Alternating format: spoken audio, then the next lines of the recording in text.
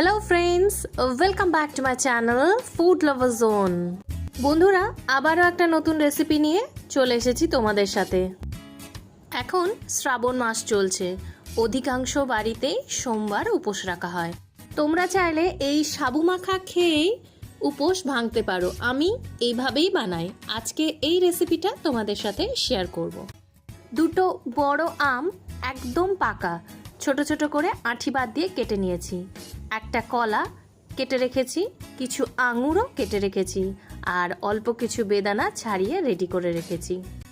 একটা জায়গাতে পরিমাণ মতো সাবু নিয়ে নিয়েছি। তারপর সাবুটাকে ভালোভাবে ধুয়ে ওয়াশ করে নিয়েছি। তারপর 4 ঘন্টা মতো সোক করতে দিয়েছিলাম। সাবুটা একদম সফট হয়ে গেলে একটা জায়গাতে ঢেলে নাও। তারপর দুধটা আমি ফুটিয়ে রেখেছিলাম, হালকা গরম থাকবে সেই রকম অবস্থাতে দুধটা ঢালবো। একবারে পুরো দুধটা ঢালবো না, পরিমাণ মতো অল্প অল্প করে দুধ ঢালবো।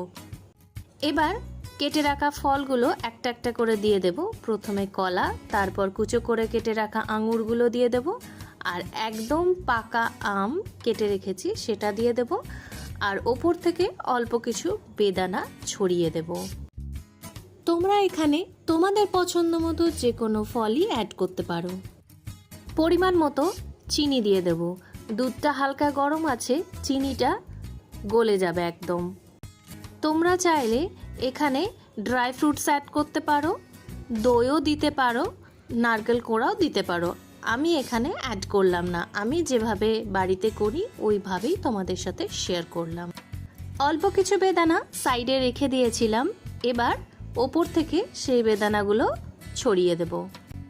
দুধটা পুরোটা ঠান্ডা হয়ে গেলে তারপর 1 ঘন্টা থেকে 1.5 ঘন্টা মতো ফ্রিজে দিয়ে দেব।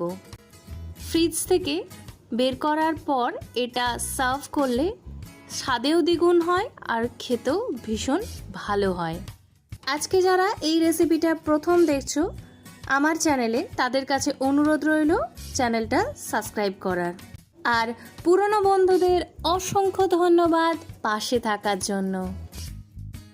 এই রেসিপিটা অবশ্যই তোমরা একবার বাড়িতে ট্রাই করো। আর রেসিপিটা যদি তোমাদের একটুও ভালো লেগে থাকে তাহলে একটা লাইক করে দিও, কমেন্টে জানিও কেমন লাগলো রেসিপিটা, আর আমার চ্যানেলটা সাবস্ক্রাইব করে পাশে থেকো।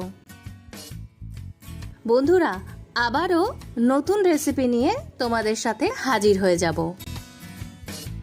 ততক্ষণ পর্যন্ত ভালো থেকো, সুস্থ থেকো, আর আমার চ্যানেলটা সাবস্ক্রাইব করতে ভুলো না কিন্তু।